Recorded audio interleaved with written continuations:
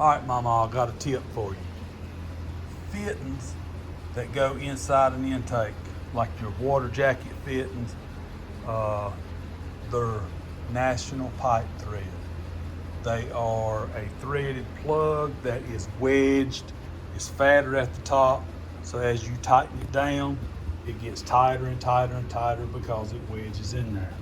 Well, when I come in this morning, I seen some rust right in there, and I noticed that there was a spot that looked like glue, and what they had done was covered it up with like some epoxy, but you can see the crack. See how they run that fitting all the way down, so when that thick wedge, it just split it open. So this truck here come from another shop, and I got to get everything right. So I got to make a bed match. Got to make. I'm hoping to make everything work and not have to do a disassemble. But inside the dash, none of this stuff has been made to work. Everything is just like you see it. I've got to get the gauges and all working, got to get the air conditioning working.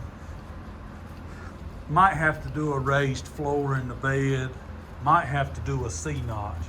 Don't have much travel, but I got some new shocks that will get the sag up, and hopefully that will help. But when you follow behind somebody, you just don't know exactly what to expect. And I mean, all in all, the truck is not bad, don't get me wrong, but they chipped up places like that right there, and then on the edge right there, and he wants all that fixed. Well, you know yourself, you can't hardly fix a chip without it being seen, especially if the owner already knows that it's there. So I thought I would adjust the door on this morning, and I got it to where it closes good. Yeah, the gaps aren't perfect, but he said he didn't care about that. And I noticed that they had stripped out the bottom bolts. This is kind of like I don't know if it's considered a bear claw latch, or it might be the factory latches, but there's bolts missing, screws missing. And then I noticed that the door, when you would open and close it, it would shake a little bit at the bottom. So I got to looking, I thought, okay, we're missing a bolt there.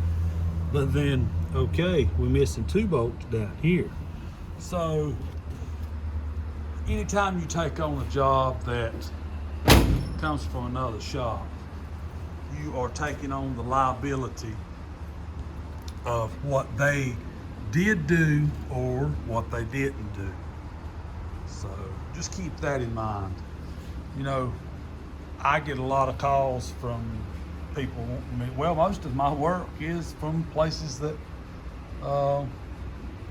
that needs to be finished up, and this is a prime example. So we got a new intake on the way.